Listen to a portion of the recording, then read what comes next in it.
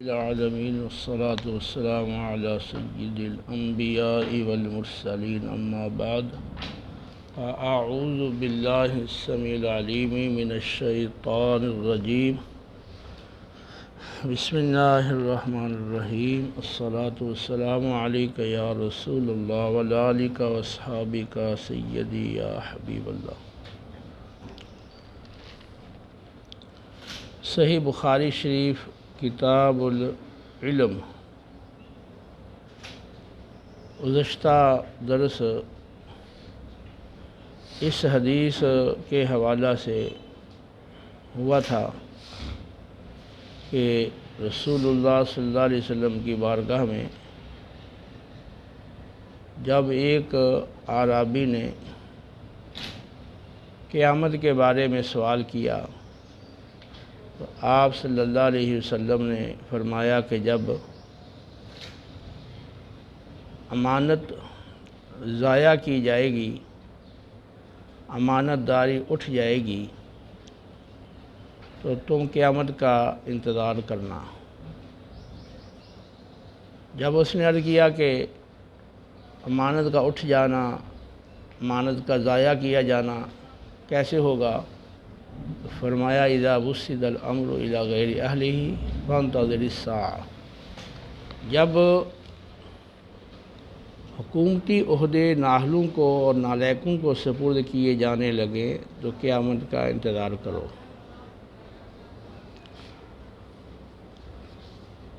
تو قرآن پاک میں بھی اللہ رب العالمین کا ارشاد ہے ان اللہ یأمرکم ان تؤدوا الامانات الی اہلہ، بے شک اللہ تعالیٰ تمہیں حکم فرماتا ہے کہ امانتیں ان کے اہلوں کو ادا کرو۔ تو کوئی بھی عہدہ ہو چھوٹا یا بڑا وہ ایک امانت ہے، تو جس کی ذمہ داری ہے وہ عہدہ آگے سپرد کرنے کی، تو وہ امانت داری کے ساتھ جو اہل اور اس کے لائق ہے اس کو وہ عہدہ سپرد کرے۔ صحیح بخاری اور صحیح مسلم میں روایت ہے معقل بن یسار رضی اللہ تعالی عنہ مرض الموت میں مبتلا تھے، یعنی اس بیماری میں جس میں آپ کا وصال ہوا۔ عبید اللہ بن زیاد آپ کے پاس حاضر ہوا عیادت کرنے کے لیے، تو اس موقع پر معقل بن یسار رضی اللہ تعالی عنہ نے انہیں فرمایا کہ میں تمہیں ایک ایسی حدیث مبارکہ سناتا ہوں جو میں نے رسول اللہ صلی اللہ علیہ وسلم سے سنی ہے۔ کہتے ہیں کہ رسول اللہ صلی اللہ علیہ وسلم نے ارشاد فرمایا کہ جب کسی شخص کو کسی رعیت کا نگران اور حاکم بنایا جائے اور وہ ان کے ساتھ پوری طرح خیر خواہی نہ کرے، ان کی خیر خواہی اور ان کی بھلائی میں پوری جد و جہد اور کوشش نہ کرے، تو وہ ان کے ساتھ جنت میں داخل نہیں ہوگا اور وہ جنت کی خوشبو تک نہیں سونگھے گا۔ مسند احمد کی روایت کے مطابق 100 سال کی مسافت سے جنت کی خوشبو آ رہی ہوگی، لیکن جس کو حاکم بنایا گیا اور اس نے اپنی رعایا کے ساتھ خیر اور بھلائی میں جد و جہد نہیں کی تو وہ جنت کی خوشبو بھی نہیں پائے گا۔ تو چھوٹا حاکم ہو یا بڑا حاکم ہو، ہر ایک کی یہ ذمہ داری ہے، پرائیویٹ ادارے کا نگران ہو یا سرکاری ادارے کا نگران ہو، جس کو کسی رعیت پر، کسی مخلوق پر، کسی قوم پر نگران بنایا گیا ہے کوئی ذمہ داری سونپی گئی ہے تو اس پر لازم ہے کہ وہ ہر لحاظ سے اپنے ماتحتوں کی بھلائی اور خیر میں کوشش کرے۔ لفظ رعیت اور لفظ راعی جو یہاں محکوم اور حاکم کے لیے استعمال کیے گئے ہیں، وہ اشارہ کر رہے ہیں اس بات کی طرف کہ جس طرح چرواہا بکریوں کو صبح سویرے چرانے کے لیے لے جاتا ہے اور سرسبز چراگاہ میں انہیں چراتا ہے اور درندوں سے اور چوروں سے اور اس طرح کی دیگر چیزوں سے ان کی حفاظت کرتا ہے، شام کو واپس لے آتا ہے۔ اس کا کام بکریوں کو کھلانا، پلانا، دیکھ بھال کرنا، حفاظت کرنا ہوتا ہے۔ اسی طرح جو حاکم ہے تو وہ بھی چرواہے کے قائم مقام ہے، اور جو رعایا ہے وہ بکریوں کے قائم مقام ہے، تو وہ بھی اپنی رعایا کی ضروریات کو پورا کرنے کے لیے فکر مند رہے اور اپنی رعایا کی ہر لحاظ سے حفاظت اور نگہداشت کرے اور ان کے ساتھ ہر طرح کی بھلائی اور خیر میں جد و جہد کرے اور اس کی کوشش جاری رکھے۔ تو حاکم بننا مطلب یہ ہے کہ قوم کا خادم بننا۔ یہی وجہ ہے کہ ابو داؤد، ترمذی، ابن ماجہ اور مسند احمد کی روایت میں ہے، جس کو قاضی بنا دیا گیا لوگوں کے مابین، وہ تو بغیر چھری کے ذبح کر دیا گیا، کیونکہ خاص طور پر اس عہدے کی ذمہ داریوں کو پوری طرح نبھانا یہ انتہائی دشوار ہے۔ تو آج وہ لوگ جو سفارش کی بنیاد پر،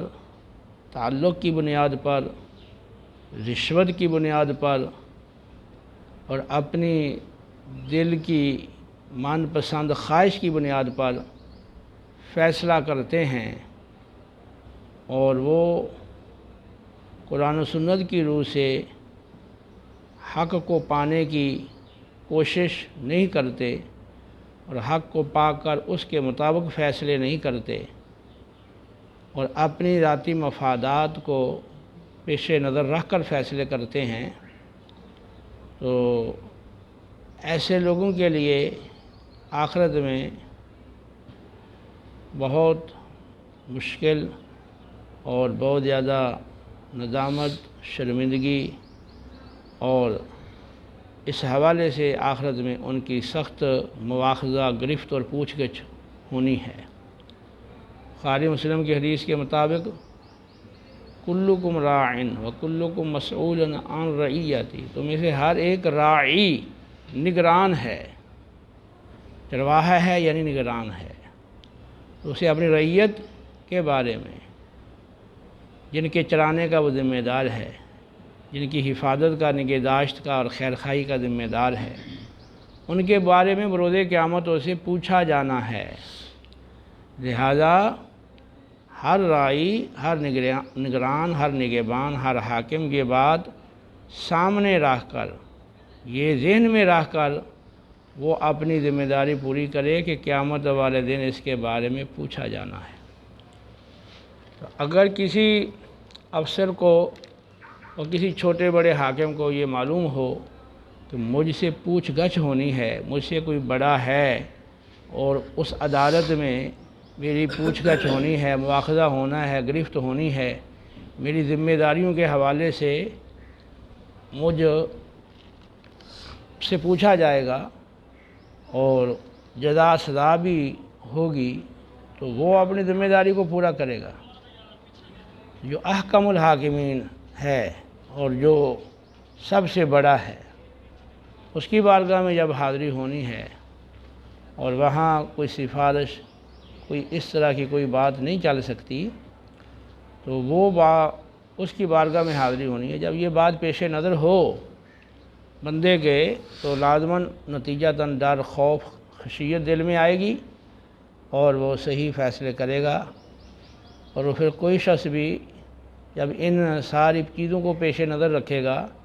تو وہ قاضی بننے کی، جج بننے کی، کوئی عہدہ پانے کی، کوئی افیسر حاکم بننے کی خواہش نہیں کرے گا کہ مجھے یہ چیز حاصل ہو، کیونکہ اس کی ذمہ داریوں سے عہدہ برآ ہونا اور سبکدوش ہونا یہ انتہائی مشکل معاملہ ہے۔ اس لیے اسلاف سے یہ بات ملتی ہے کہ انہیں قاضی بنانے کی پیشکش کی گئی، بلکہ مجبور کیا گیا، بلکہ سزائیں دی گئیں، لیکن انہوں نے عہدہ قضا کو قبول نہیں کیا۔ تو میں نے پچھلے درس میں بھی یہ بات عرض کی تھی کہ کلکم راعٍ و کلکم مسئول عن رعیتہ سے مراد صرف حکومتی عہدے دار اور ان کے ماتحت لوگ نہیں ہیں، بلکہ یہ حکم عام ہے۔ کلکم راعٍ فرمایا نا، کلکم مسئول عن رعیتہ، ہر ایک نگران ہے، ہر ایک کی نگرانی کے ماتحت جو لوگ ہیں ان کے بارے میں پوچھا جائے۔ تو اس کا مفہوم جو ہے وہ وسیع ہے۔ پیر نے اگر اپنے مریدوں کو قرآن و سنت کی راہ پر چلنے کی ہدایت نہیں کی اور اس حوالے سے اس نے ان کی خیر خواہی میں کوشش نہیں کی، یا استاد نے اپنے شاگردوں کو سیدھی راہ کی ہدایت نہیں کی اور اس کے لیے اس نے بھرپور کوشش نہیں کی، اور ادارے کا محتمم ہو یا ادارے کا ناظم ہو یا ادارے کا پرنسپل ہو یا اس کی مثل کوئی کسی ادارے میں عہدے دار ہو،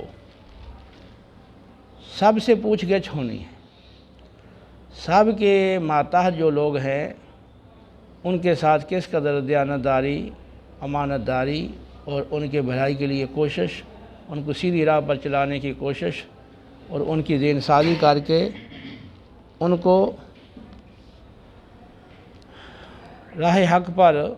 آمادہ کرنے کی کوشش کی ہے، کتنی کی ہے اور اس میں کتنی کوتاہی رہی، اس حوالے سے پوچھ گچھ ہونی ہے۔ اگر یہ بات ہر ایک کو معلوم ہو جائے، طالب علم بھی بھرپور انداز سے اپنی ذمہ داری پوری کرے، استاد بھی پوری کرے، مرید بھی اور پیر بھی پوری کرے، اسی طرح جو امام ہے اور مقتدی ہیں، اسی طرح جو خطیب ہے اور اس کے سامعین ہیں، اسی طرح مسجد کی کمیٹی کے لیے جو ممبران مقرر کیے جاتے ہیں، صدر مقرر کیا جاتا ہے، تو اس حوالے سے اور وہ لوگ بھی مسجد کے معاملات میں اور امام، مؤذن وغیرہ جو مسجد کے مسالے کے لیے لوگ رکھے گئے ہیں، ان کے حوالے سے وہ ذمہ دار ہیں کہ ان کی خیر خواہی میں وہ پوری کوشش کریں۔ تو خیر خواہی کا مطلب یہ نہیں ہے کہ وہ ان کو کچھ نہ کہیں، ان پر اس طرح نرمی کریں کہ وہ اپنی ذمہ داری پوری نہ کریں تو پھر ان کو کچھ نہ کہا جائے۔ اگر وہ کوتاہی کرتے ہیں تو احسن انداز سے شریعت کے جو اصول ہیں اور شریعت کی جو ہدایات ہیں ان کو پیش نظر رکھ کے ان کو سمجھائیں، تفہیم کریں اور جو ممکن ہے ہر جہت سے ان کی خیر خواہی کریں۔ تو اگر ہر عہدے دار، ہر چھوٹا بڑا حاکم اگر اپنی ذمہ داری کو پورا کرے تو پھر ایک بہترین اور خوشگوار معاشرہ، امن و سلامتی والا معاشرہ اور بھرپور ترقی کرنے والا معاشرہ وہ تشکیل پا سکتا ہے۔ تو اس لحاظ سے یہ حدیث مبارکہ بہت ہی اہم ہے۔ پیچھے یہ گزرا ہے کہ دین خیر خواہی کا نام ہے، اللہ کے ساتھ، اللہ کے رسول کے ساتھ خیر خواہی اور ائمہ مسلمین کے ساتھ خیر خواہی اور عامۃ الناس کے ساتھ خیر خواہی۔ تو ہر ایک کے ساتھ خیر خواہی کا دین تقاضا کرتا ہے۔ تو یہ حکم حاکم کے لیے بھی ہے، یہ حکم ماتحت کے لیے بھی ہے۔ یہاں دیکھیں نا، یہاں فرمایا گیا ہے کہ اپنے امام اور اپنے حاکم کے ساتھ خیر خواہی کرے۔ تو یہ نہیں کہ صرف حاکم ہی اپنی رعایا کے ساتھ خیر خواہی کا مکلف ہے، بلکہ جو رعایا ہے وہ بھی اپنے حاکم کے ساتھ خیر خواہی کا مکلف ہے۔ یہ نہیں ہے کہ استاد طلباء کے ساتھ خیر خواہی کا مکلف ہے، ساتھ طلباء بھی استاد کے ساتھ خیر خواہی کے مکلف ہیں۔ دونوں اپنی ذمہ داریاں پوری کریں۔ استاد کا کام ہے پڑھانا، سمجھانا، ذہن سازی کر کے اچھائی اور نیکی پر آمادہ کرنا، اور ان کو جن قسم کے مشورے کی ضرورت ہے ان کی صحیح رہنمائی کرنا، اور ان کی ذمہ داری ہے کہ وہ استاد کی بات کو مانیں، اپنے اسباق کو یاد کریں، پوری طرح سے محنت کریں، چھٹی نہ کریں، بہانے نہ بنائیں، اور پورے طور پر اپنے جو اصل ذمہ داری ہے اس کی طرف متوجہ رہیں۔ اس طرح اگر ہر حاکم و محکوم اور ہر نگران اور اس کے ماتحت لوگ خیر خواہی والا رویہ ایک دوسرے کے ساتھ اختیار کر لیں تو پھر ایک بہترین معاشرہ وجود میں آئے گا۔ جس ادارے میں، جس مدرسے میں، جس بھی چار دیواری کے اندر جو ایک ماحول ہے، فیکٹری ہے، اس کا سیٹھ ہے اور مزدور ہیں، یا آفس ہے اس میں نگران اور ماتحت ہیں، ہاسپیٹل ہے اس میں اوپر بڑا ایم ایس ہے اور نیچے ڈاکٹر ہیں اور نیچے پھر مریض ہیں، تو ہر جگہ پر اگر یہ اصول لاگو ہو تو ظاہر ہے کہ جو ڈاکٹر ہے تو وہ بھی ایک طرح کا اس کو عہدہ حاصل ہے اور اس کے ماتحت لوگ بھی ہیں۔ تو یوں ہر جگہ پر اگر یہ اس اصول کا امپلیمنٹ ہو اور اس شریعت کی تعلیم کی پاسداری ہو اور اس پر عمل ہو تو بہت خوشگواری اور خوشحالی معاشرے میں آ سکتی ہے۔ بڑی جامع حدیث ہے۔ اگلا باب ہے من رفع صوتہ بالعلم، جس شخص نے علم کے ساتھ اپنی آواز کو بلند کیا، یعنی علم کی بات بلند آواز سے کسی کو بتانے کا موقع ہے تو اس کو چاہیے کہ وہ بلند آواز سے بھی اپنی جو بات ہے وہ کہہ سکتا ہے اور وہ کہہ دے۔ عبداللہ بن عمر بن العاص رضی اللہ تعالیٰ عنہ سے مروی ہے کہ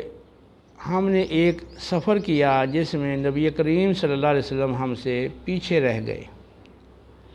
فادرکنا، پس نبی کریم صلی اللہ علیہ وسلم ہمیں آ ملے اس حال میں کہ ہم نے نماز کو مؤخر کر دیا تھا یا نماز ہم سے مؤخر ہو گئی تھی، اور ہم ایک مقام پر سفر کے دوران وضو کر رہے تھے، فجعلنا نمسح علی ارجلنا، ہم اپنے پاؤں کو ہلکا ہلکا جلدی جلدی دھو رہے تھے۔ تو اب ظاہر ہے کہ ہلکا ہلکا دھو رہے تھے اور جلدی جلدی دھو رہے تھے تو وہ پاؤں تو خشک رہ گئے۔ فنادى بأعلى صوته، تو نبی کریم علیہ السلام بھی سفر میں پیچھے تھے، وہ بھی آ پہنچے تو آپ نے بلند آواز سے پکار کر فرمایا ویل للعقاب من النار، خشک ایڑیوں کے لیے آگ کی ہلاکت ہے، 2 یا 3 بار ارشاد فرمایا۔ اب یہاں موقع تھا اس بات کا کہ بلند آواز سے ان کو سمجھایا جائے کہ اپنے پاؤں کو اچھی طرح وہ دھوئیں اور ہلکا ہلکا دھو کر جلدی جلدی کر کے وہ وضو نہ کریں، کیونکہ پاؤں اس طرح وہ خشک رہ جاتے ہیں اور اگر وضو نہیں ہوگا تو نماز وہ نہیں ہوگی۔ تو اب آپ نے اس موقع پر ان کو بلند آواز سے پکار کے کہا ویل للعقاب من النار، خشک ایڑیوں کے لیے آگ کی ہلاکت ہے، متنبع کیا۔ یہاں پر نامسح علی ارجلنا، بظاہر معنی یہ ہے کہ ہم اپنے پاؤں پر مسح کر رہے تھے، تو مراد یہاں پر ہے کہ اپنے پاؤں کو غسل خفیف یعنی ہلکا ہلکا دھو رہے تھے، جلدی کر رہے تھے۔ تو آپ نے جب دیکھا کہ بعضوں کی ایڑیاں خشک رہ گئی ہیں تو آپ نے فرمایا خشک ایڑیوں کے لیے آگ کی ہلاکت ہے۔ تو حسب موقع بلند آواز سے بھی علم کی بات بتائی جا سکتی ہے۔ اگلا باب ہے، اچھا اس میں وہ صورت بھی داخل ہوگی کہ آپ وعظ کر رہے ہیں، لوگوں کو بیان کر رہے ہیں، خطبہ دے رہے ہیں، اب بجلی نہیں ہے، اسپیکر نہیں ہے، یا کوئی وجہ بن گئی اور وہ اسپیکر کام نہیں کر رہا، میسر نہیں ہے، تو بہرحال آپ کو آواز پہنچانا مقصود ہے آپ سامعین تک، تو ایسی وقت میں بھی وہ اونچا بولنا پڑتا ہے۔ اس سے بعض اوقات استاد کو کلاس میں تعداد زیادہ ہونے کی وجہ سے اونچا بولنا پڑتا ہے، تو جہاں جہاں موقع ہو اونچی آواز سے علم کی بات پہنچانے کا، تو وہاں پر وہ اس حدیث کے مطابق سنت پہ عمل کرتے ہوئے اونچی آواز سے وہ علم کی بات کہے۔ بے وجہ اور بے ضرورت اونچا بولنا یہ ناپسندیدہ ہے۔ تو بعض لوگ آگے اسپیکر ہے، ساؤنڈ لگے ہوئے ہیں، آواز بھی فل ہے، پھر بھی وہ منہ کے بالکل پاس کر لیتے ہیں مائک کو اور پھر پورا زور لگا دیتے ہیں بولنے میں، تو جو حساس لوگ ہیں تو وہ آواز کی تیزی کی وجہ سے بہت زیادہ کوفت محسوس کرتے ہیں، ناگواری محسوس کرتے ہیں، اس سے تکلیف اور اذیت پاتے ہیں۔ تو یہ بھی میرا مشاہدہ اور تجربہ ہے۔ بعض محافل کے اندر بڑے زوردار قسم کے ساؤنڈ اور اسپیکر لگائے جاتے ہیں، اور پھر خصوصاً نعت خواں حضرات ایکو کہتے ہیں کہ کھول دو، اور پھر مائک بالکل منہ کے پاس کر لیتے ہیں اتار کے ہاتھ میں پکڑ کے، اور پھر پورے زور سے بولتے ہیں اور زور زور سے نعرے لگواتے ہیں۔ تو حاضرین میں جو حساس لوگ ہیں وہ اس سے اذیت محسوس کرتے ہیں، ناگواری محسوس کرتے ہیں۔ تو خواہ حاجت سے زائد بولنا، ضرورت سے زائد بولنا یہ ناپسندیدہ ہے۔ ہاں جہاں ضرورت ہے اور جتنی ضرورت ہے تو اس مقام پر اتنا اونچی بولنا یہ سنت کے موافق ہے۔ باب قول المحدثی حدثنا و اخبرنا و انبانا، محدث کا یہ کہنا حدثنا اور اخبرنا اور انبانا یہ برابر ہے۔ امام بخاری علیہ رحمہ کا یہ موقف ہے کہ حدیث تلمید نے، طالب علم نے استاد کو خود پڑھ کر سنائی ہے اور استاد نے تصدیق کر دی ہے، یا استاد نے سنائی ہے طالب علم کو، تو دونوں صورتوں میں یہ حدیث پڑھانا ہوگا، یعنی پڑھانا اس کو کہا جائے گا، اور اس میں آگے جب وہ حدیث کو بیان کرے گا تو حدثنا اور اخبرنا اور انبانا ان میں کوئی بھی لفظ وہ استعمال کر سکتا ہے۔ اصل میں کچھ ایسے اس دور میں محدثین تھے جو شدت اختیار کر رہے تھے، اس بات میں انہوں نے شدت اختیار کی تھی کہ خود استاد بولے اور استاد پڑھائے، تو ایسی صورت میں وہ آگے حدثنا کے ساتھ استاد کی بات کو بیان کر سکتے۔ تو کچھ محدثین وہ فرق کرتے ہیں۔ وہ کہتے ہیں کہ اگر استاد نے بیان کیا ہے، استاد نے پڑھایا ہے، تو پھر جو سننے والے ہیں اور سیکھنے والے ہیں تو وہ آگے جب اس حدیث کو بیان کریں گے تو اگر اکیلے نے سنی ہے وہ حدیث اپنے استاد سے تو حدثنی، اور اگر مل کر کچھ تلامذہ نے سنی ہے تو آگے وہ بیان کرتے ہوئے کہیں گے حدثنا۔ اور اگر طالب علم نے استاد کے سامنے حدیث پڑھی ہے اور استاد نے کہہ دیا کہ بالکل ٹھیک ہے، تصدیق کر دی ہے، تو اگر اکیلا تھا تو اخبارہ نہیں کہے گا، زیادہ افراد تھے تو اب کہیں گے، اب وہ آگے جب بیان کرے گا حدیث کو تو اخبارنا فلان کہے گا۔ لیکن امام بخاری رحمۃ اللہ علیہ کا موقف یہ ہے کہ استاد نے حدیث بیان کی ہو یا شاگرد نے استاد کے سامنے پڑھی ہو، استاد نے تصدیق کر دی ہو، دونوں صورتوں میں آپ حدثنا بھی بول سکتے ہیں، اخبارنا بھی بول سکتے ہیں، اور پھر انبانا، یہ اخبارنا کا ہم معنی ہے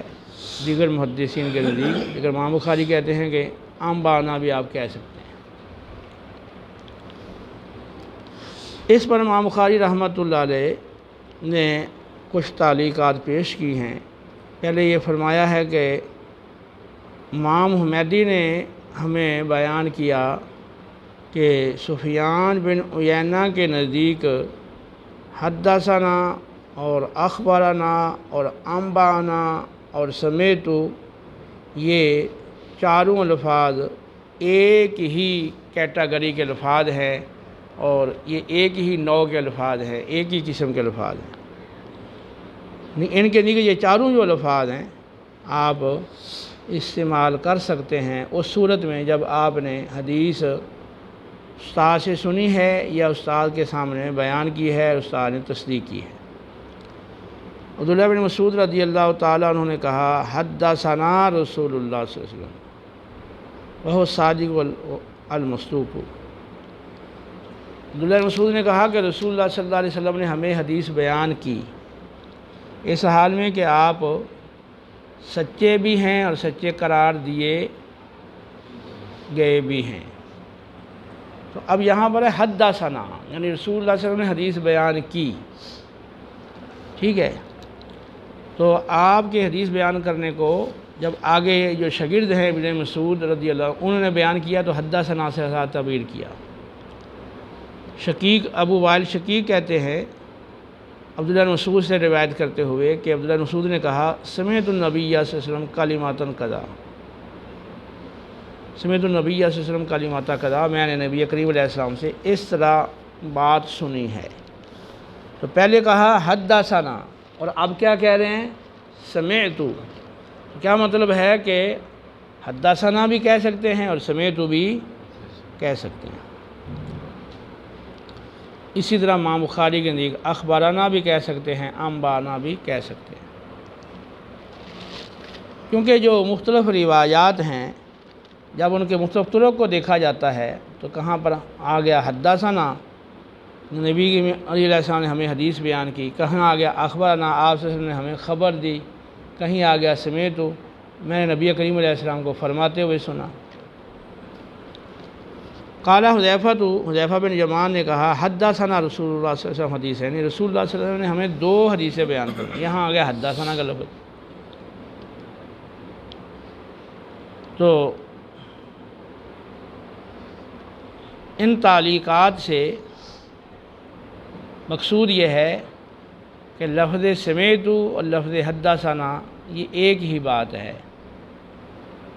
کیونکہ صحابہ نے نبی کریم علیہ السلام سے جو احادیث سنی ہے تو کبھی انہوں نے کہا حدثنا رسول اللہ صلی اللہ علیہ وسلم، کبھی کہا سمیت رسول اللہ صلی اللہ علیہ وسلم، سمیت النبی صلی اللہ علیہ وسلم، کبھی کہا اخبرنا رسول اللہ صلی اللہ علیہ وسلم۔ تو انہوں نے الفاظ یہ ہر طرح کے یہ الفاظ استعمال کیے ہیں۔ اس کا مطلب یہ ہے کہ ان کے نزدیک حدثنا، اخبرنا اور سمیت یہ ایک ہی کیٹاگری کے کلمات تھے۔ یہاں اگرچہ اخبرنا کی تصریح نہیں آئی، لیکن جب آپ ترک دیکھتے ہیں احادیث کے تو ان میں مختلف الفاظ یہ مل جاتے ہیں۔ آگے ابو العالیہ انہوں نے کہا ابن عباس سے روایت کرتے ہوئے، اور ابن عباس نے روایت کی نبی کریم علیہ السلام سے اس سلسلے میں، اس بات میں جو نبی کریم علیہ السلام اپنے رب سے بیان کرتے ہیں۔ اب یہاں پر ابو العالیہ کہتے ہیں عن ابن عباس، اور ابن عباس کہتے ہیں عن النبی صلی اللہ علیہ وسلم، تو ان کے ساتھ بیان کیا تھا۔ اگر صحابی نبی کریم علیہ السلام سے سمیتو کہہ کے یا حدثنا کہہ کے یا اخبرنا کہہ کے وہ تصریح نہیں کرتا، اور آپ کے نے بیان کیا اور انہوں نے سنا، اس بات کی تصریح نہیں کرتا، لیکن ان کے بیان کرتا ہے، تو صحابی کا نبی کریم علیہ السلام کے حوالے سے عن النبی صلی اللہ علیہ وسلم کہہ کے بیان کرنا یہ ایک ہی بات ہے۔ ہاں سمیتو کہہ دے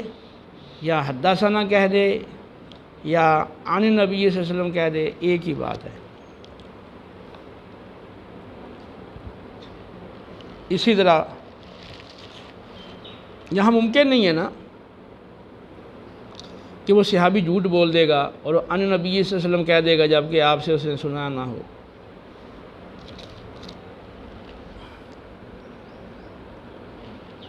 وقال انس عن النبی صلی اللہ علیہ وسلم یرویہ عن ربہ، حضرت انس نے نبی کریم علیہ السلام سے روایت کی کہ اس حال میں کہ نبی کریم علیہ السلام اپنے رب سے روایت کرتے ہیں۔ ابو ہریرہ نے کہا نبی کریم علیہ السلام سے روایت کرتے ہوئے کہ نبی کریم علیہ السلام اپنے تمہارے رب تبارک و تعالیٰ سے روایت کرتے ہیں۔ تو ان تعلیقات سے یہ مقصود ہے بتانا کہ اگر صحابی نبی کریم علیہ السلام سے روایت کرتے ہوئے ان کا لفظ استعمال کرے تو وہ بھی سماع پر ہی محمول ہے۔ اچھا، اگلی روایت پھر دیکھیں، ابن عمر رضی اللہ تعالیٰ عنہ سے مروی ہے، رسول اللہ صلی اللہ علیہ وسلم نے فرمایا ان من الشجر شجرۃ، درختوں میں ایک ایسا درخت ہے جس کے پتے نہیں جھڑتے، اور وہ درخت مسلمان کی طرح ہے، نفع مند ہونے میں، بابرکت ہونے میں مسلمان کی طرح ہے۔ حدثونی ما ہی، مجھے بتاؤ وہ کون سا درخت ہے۔ تو یہاں لفظ آیا حدثونی۔ ابن عمر کہتے ہیں فواقع الناس، لوگ درخت جنگل کے درختوں کے بارے میں غور و فکر کرنے لگے، سوچنے لگے کہ جو جنگل میں درخت ہیں ان میں کون سا درخت ہو سکتا ہے۔ عبداللہ بن عمر کہتے ہیں کہ میرے دل میں یہ بات آ گئی کہ یہ تو کھجور کا درخت ہے، یہ کوئی جنگل کا درخت تو نہیں ہے، یہ تو گھروں میں بھی کھجوریں تھیں بعد کے، اور باغات تھے ساتھ ساتھ کھجوروں کے کھیتوں کے اندر۔ فاستحییت، تو میں نے حیا محسوس کی، کیونکہ ابو بکر صدیق بھی، عمر فاروق رضی اللہ تعالیٰ عنہ بھی جیسی شخصیات حاضر تھیں، اور وہ یہ لوگ خاموش تھے۔ جب اکابر صحابہ خاموش تھے تو انہوں چھوٹی عمر والے تھے، تو انہوں نے بتانے میں حیا محسوس کی۔ ثم قالوا، کہتے ہیں پھر صحابہ نے عرض کیا حدثنا یا رسول اللہ، آپ ہمیں بتائیں وہ کون سا درخت ہے۔ تو فرمایا ہی النخلہ، وہ تو کھجور کا درخت ہے۔ تو حدثونی، حدثنا، جو یہ الفاظ استعمال ہوئے ہیں تو اس سے امام بخاری استدلال کر رہے ہیں، اور جو باب کا عنوان ہے وہ پچھلا ہی چلا آ رہا ہے۔ تو یہاں یہ بتا دیا کہ حدثنا، اخبرنا، انبانا اور سمیتو، یہ الفاظ ایک ہی قسم کے ہیں، اور ان میں سے کوئی لفظ بھی سنی ہوئی حدیث کو بیان کرنے کے لیے ذکر کیا جا سکتا ہے۔ آگے پھر حدیث آ رہی ہے باب طرح الامام المسألۃ علی صحابہ لیختبر ما عنده من العلم، امام کا اپنے ساتھیوں سے سوال کرنا تاکہ ان کی علمی آزمائش کرے۔ اس میں پھر وہی روایت ابن عمر سے نبی کریم علیہ الصلوۃ والسلام نے فرمایا کہ درختوں میں ایک ایسا درخت ہے جس کے پتے نہیں جھڑتے اور وہ مسلمان کی مانند ہے، مجھے بتاؤ وہ کون سا درخت ہے۔ لوگ یعنی جو حاضرین تھے وہ جنگل کے درختوں کے بارے میں غور و فکر کرنے لگے۔ ابن عمر رضی اللہ تعالیٰ عنہ کا کہنا ہے میرے دل میں یہ بات آ گئی کہ وہ کھجور کا درخت ہے، پس میں نے حیا محسوس کی تو انہوں نے عرض کیا یا رسول اللہ ہمیں بتائیں کون سا درخت ہے، فرمایا وہ کھجور کا درخت ہے۔ تو معلوم ہوا کہ جو استاد ہے وہ ذہنی آزمائش کے لیے اور علمی آزمائش کے لیے علم کی بات طلباء سے پوچھ سکتا ہے اور ان سے سوال کر سکتا ہے۔ کسی عالم دین کو لاجواب کرنے کے لیے، عاجز کرنے کے لیے اور اس کو ذلیل کرنے کے لیے سوال پوچھنا تاکہ وہ جواب نہ دے سکنے کی صورت میں شرمندہ ہو اور سوال کرنے والے کی علمی دھاک بیٹھ جائے، یہ ناجائز کام ہے، ناجائز عمل ہے۔ پھر استاد طلباء کی دینی آزمائش کر سکتا ہے، علمی باتیں آزمائش کے لیے پوچھ سکتا ہے۔ اور معلوم ہوا کہ بعض اوقات کم عمر والا شخص، چھوٹی عمر والا شخص وہ کسی ایسی بات تک رسائی حاصل کر لیتا ہے کہ بڑے اور اکابر اس تک وہاں نہیں پہنچ سکتے۔ جیسے ابن عمر رضی اللہ تعالیٰ تو پہنچ گئے نا، اور کھجور کے درخت تک باقی نہیں پہنچ سکے۔ اس لیے اعلیٰ حضرت رحمۃ اللہ تعالیٰ علیہ نے فتاوی رضویہ کے اندر 6 صفحات پر مشتمل ایک فتویٰ آپ نے دیا ہے۔ تو لاہور کی انجمن نعمانیہ لاہور، ان کے صدر نے اعلیٰ حضرت سے پوچھا تھا کہ میں انجمن نعمانیہ کا صدر ہوں اور ہماری انجمن کی متعدد ذیلی مجالس ہیں اور ان کے آگے اراکین ہیں۔ کسی مسئلے میں بعض اوقات مشاورت ہوتی ہے تو اراکین مجلس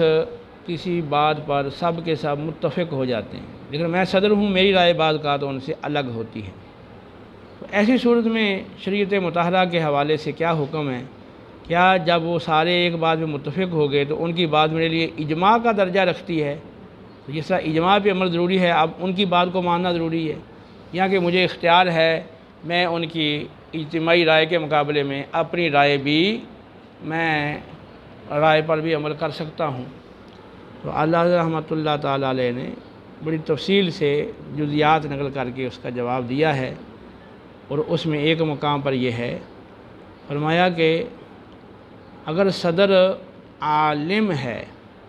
اور اس بات کا تعلق حلال حرام جائز اور ناجائز کے ساتھ ہے، تو ایسی صورت میں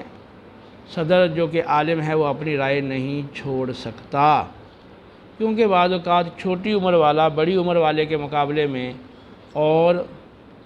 اکیلا شخص ایک جماعت کے مقابلے میں حق کو پا لیتا ہے۔ تو ایک طرف جماعت ہے، ایک طرف اکیلا ہے، لیکن وہ اکیلا حق کو پا لیتا ہے۔ ایک طرف بڑے افراد ہیں، بڑی عمر والے یا بڑی عمر والا ہے، دوسری طرف چھوٹی عمر والا ہے اور بعض کا چھوٹی عمر والا حق کو پا لیتا ہے۔ جیسے یہاں پر ابن عمر رضی اللہ تعالیٰ عنہ نے حق بات کو پا لیا، ایک جماعت کے مقابلے میں حق کو پا لیا، اور بڑی عمروں والوں کے مقابلے میں ایک چھوٹی عمر والے نے حق کو پا لیا۔ ٹھیک ہے؟ اچھا، یہ اب وہ کس طرح وہ کھجور کا درخت مسلمان کی مانند ہے؟ اصل میں وہ مسلمان کی طرح سدا بہار ہے، جس طرح مسلمان سدا بہار ہوتا ہے، اور مسلمان سدا بہار ہوتا ہے نا، دوسروں کے لیے وہ نفع پہنچاتا ہے، وہ خیرخواہی کا سلوک کرتا ہے، گرمی ہے یا سردی ہے اس کی ایک ہی وردی ہے، یعنی ایک ہی رویے پر وہ قائم رہتا ہے، اچھائی والا رویہ، بھلائی والا رویہ، حسن سلوک اختیار کرتا ہے، دن ہے رات ہے، ہر ایک کے ساتھ اچھائی اور ہر ساتھ خیرخواہی، تو ہر ایک کو فائدہ پہنچانا، نفع پہنچانا، اس کے خوش کرنا، تو وہ ہر ایک کے لیے ہر وقت گویا کہ وہ سدا بہار درخت ہے۔ تو اسی طرح جو کھجور کا درخت ہے وہ سدا بہار ہے اس اعتبار سے کہ اولاً آپ اس کے اگر پھل کو لیں تو اس کا جو پھل ہے کھجور، اس کو کچی کھجوریں بھی کھائی جاتی ہیں، نیم پختہ بھی کھائی جاتی ہیں، بالکل پکی کھجوریں بھی کھائی جاتی ہیں، تازہ بھی کھائی جاتی ہیں، خشک کر کے محفوظ کر کے پھر آگے جو ہے وہ جب کھجوریں توڑ لی جائیں تو وہ بعد میں بھی کھائی جاتی ہیں۔ یوں کھجور کا جو پھل ہے یعنی کھجوریں وہ پورا سال آپ کو میسر بھی ہوتی ہیں اور آپ کھا بھی سکتے ہیں۔ خاص طور پہ مدینہ منورہ میں، مکہ مکرمہ میں، وہاں سے حجاج جس موسم میں بھی جاتے ہیں کھجوریں لے کر آتے ہیں۔ پھر کھجور کا جو پھل ہے یہ ایک پھل بھی ہے، بطور تلذذ بھی کھایا جاتا ہے، جس طرح عام پھل طور تلذذ کھائے جاتے ہیں، اور یہ باقاعدہ غذا بھی ہے، کھانے کے قائم مقام بھی ہے، پوری اس میں غذائیت بھی موجود ہے، اور اس کے ساتھ ساتھ بطور دوائی کے اطباء بعض بیماریوں میں بھی اس کو استعمال کرواتے ہیں۔ تو کھجور جو ہے وہ پورا سال میسر بھی رہتی ہے، دوائیوں میں بھی استعمال ہے، کھانے کے لیے بھی استعمال ہے، بطور تلذذ کے لذت کے بھی اس کو کھایا جاتا ہے، اور خشک اور تر اور کچی پکی اور پختہ ہر طرح سے اس کو کہ وہ استعمال میں آتی ہے۔ اب اس کی گٹلی کو لے لیں تو آپ کو پتہ کھجور کے تو بہت سارے استعمال ہیں نا، حلوے میں بھی اس کو استعمال کیا جاتا ہے اور کئی چیزیں اسے بنائی جاتی ہیں۔ پھر اس کے ساتھ جو کھجور کی گٹلی ہے تو اس کو استعمال میں لایا جاتا ہے، اس کو بعض جانور اس کو کھا لیتے ہیں تو جانوروں کو کھلا دیا گیا، یا اس کو جلا کر اس کی راکھ سے کوئی چیز تیار ہوتی ہے تو وہ کر لی گئی، آپ اس کی سیاہی بنا لیں اور اسے لکھ لیں۔ اچھا، اس کو پیس کر بطور دوائی کے استعمال ہوتا ہے، جیسے اجوا کھجور ہے تو اس کی جو گٹلیاں ہیں پیس کر ان کو دل کے مریضوں کے لیے اور جسمانی طاقت کے لیے استعمال کیا جاتا ہے۔ پھر کھجور کا پھل بھی اور کھجور کی گٹلی بھی کارآمد ہے۔ پھر اس کے پتے دیکھ لیں، ایک تو وہ پورا سال پتے جڑتے نہیں ہیں تو وہ سایہ دار رہتا ہے، تو اس کے سائے سے لوگ نفع اٹھاتے ہیں، ٹھیک ہے، پتے جڑتے نہیں ہیں نا تو سایہ جو ہے وہ پورا سال رہتا ہے، اس لحاظ سے بھی وہ سدا بہار ہوا۔ پھر اگر پتے توڑ لیے جائیں تو وہ پتے جو ہیں ان سے آپ ٹوپیاں، ان سے آپ مسلح، چٹائیاں اور ٹوکریاں، مختلف چیزیں وہ بنائی جاتی ہیں، اس طرح سے پتے کارآمد ہیں۔ اور آپ روٹی راکھ کے جس چھابی وغیرہ میں کھانا کھاتے ہیں وہ بھی بنائی جاتی ہیں، بہت ساری چیزیں بنتی ہیں پتوں سے۔ اچھا، اگر اس کے وہ خوشے لے لیں جس پہ کھجوریں لگتی ہیں تو وہ بھی کام میں آتے ہیں، لوگ جھاڑو کے طور پر ان کو استعمال کرتے ہیں، اور اگر اس کا تنا ہو، کھجور کا درخت اگر وہ کٹ گیا ہے تو جو تنا ہے اس کا وہ بطور شہتیر کے گاڈر کی جگہ استعمال ہوتا ہے، اور کھجور کے تنے کو کھود کر کے برتن بھی بنائے جاتے تھے، جیسے پیچھے گزرا ہے نکیر کا لفظ آیا ہے نا، آپ نے 4 قسم کے برتنوں سے منع فرمایا تھا، تو ہنتم، دبا اور نکیر مزفت یا مقید۔ تو پھر کھجور کا جو درخت ہے اس کی جڑیں نیچے چلی جاتی ہیں، وہ نیچے سے آسانی سے پانی نمکیات حاصل کر لیتا ہے، اور زیادہ تر چوں اونچا ہوتا ہے سیدھا بالکل، تو پھل اس کا اونچا ہوتا ہے، اس میں مٹی گرد و غبار کم پڑتا ہے بمقابلے باقی کے۔ باقی جو درخت ہے ان کا تو پھل نیچے ہوتا ہے نا، یہ اس کا پھل اونچا ہوتا ہے تو وہ گرد و غبار مٹی سے وہ اوپر رہتا ہے، اور پھر وہ درخت بالکل سیدھا ہے تو اوپر سے فضا میں دھوپ اور ہوا، آکسیجن، تو وہ آکسیجن تو چھوڑتا ہے لیکن کاربن ڈائی آکسائڈ گیس وہ جذب کرتا ہے، دھوپ کی روشنی میں اپنی غذا پتوں میں جو وہ تیار کرتا ہے، اس سے ماحول صاف ستھرا ہوتا ہے، تو ماحول کی صفائی اور ستھرائی میں بھی اس کا دخل ہے، اور اس کے باقی جتنے بھی اجزاء ہیں ہر جز اس کا کارآمد ہے اور ہر لحاظ سے وہ فائدہ مند ہے۔ یوں مسلمان بھی ایسا ہی ہوتا ہے، سدا بہار، ہر لحاظ سے وہ فائدہ پہنچاتا ہے، اپنی زبان سے بھی فائدہ پہنچا رہا ہے، اپنے ہاتھوں سے بھی فائدہ پہنچا رہا ہے، ہر لحاظ سے وہ دوسروں کے لیے فائدہ مند ہے۔ تو یوں جو کھجور کا درخت ہے اس کا جو حال ہے وہ مسلمان کے حال کی طرح ہے، تو یہ اس کھجور کے درخت کی خصوصیت ہے جو باقی درختوں میں نہیں ہے۔ تو اس لیے نبی کریم علیہ السلام نے اس کے بارے میں پوچھا تھا، تو حضرت ابن عمر رضی اللہ تعالیٰ کے ذہن میں یہ بات آ گئی تھی کہ وہ کھجور کا ہی درخت ہے جس کے پتے نہیں جھڑتے، لیکن باقی صحابہ وہ درختوں کے جو جنگلوں کے درخت ہیں، جنگلی درخت ہیں، ان کے بارے میں غور و فکر کرتے رہے، اور وہ سمجھ میں نہیں آیا تو پھر پوچھ لیا، یا اصلا آپ بتا دیں کون سا درخت ہے؟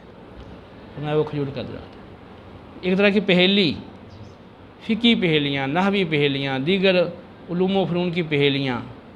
تو اس کا بھی یہاں سے وہ اشارہ مل رہا ہے کہ آپ نے ایک طرح کی ایک پہیلی تھی نا جو پوچھی اس سے، اور پہیلی ہوتی ہے آزمائش کے لیے، ذہنی آزمائش کے لیے، اور ذہن کو تیز کرنے کے لیے، اور آزمانے کے لیے کہ جو میرے سامعین ہیں یہ کتنے بیدار مغز ہیں، اور کتنی ان کی توجہ ہے، اور کتنی ان کی سمجھداری اور ذہانت اور فطانت ہے۔ ہاں، لیکن جہاں طلبہ سو رہے ہوں، نیند میں پڑے ہوئے ہوں، ان کو پتہ ہی نہ ہو کہ استاد کیا بول رہا ہے، ہاں، جب استاد دیکھے تھوڑا اشارہ کرے تو تھوڑا سا ایسے چکنے ہو جائیں اور پھر اسی طرح پھر سو جائیں، تو ان کا پھر کیا معاملہ ہوگا؟ ہاں، ان کی آزمائش کیسے ہوگی؟ تو بہرحال توجہ سے بیٹھنا چاہیے، اور توجہ سے بات علم کی سننی چاہیے، خاص طور پہ قرآن پاک اور حدیث مبارکہ، اور پھر اس کے ساتھ ساتھ باقی جو قرآن و سنت سے اخذ کی ہوئی علمی باتیں ہیں، تو ان کو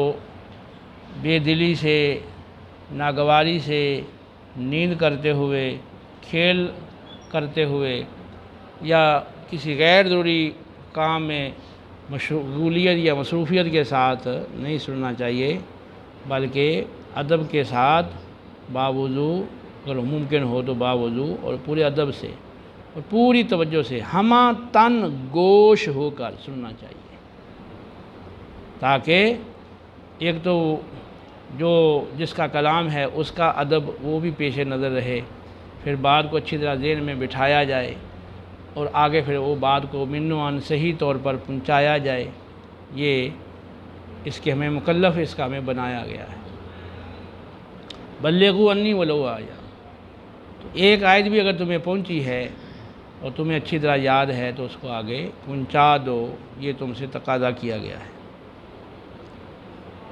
انشاءاللہ بقیہ پھر اگلے درس میں، وما علینا الا البلاغ المبین۔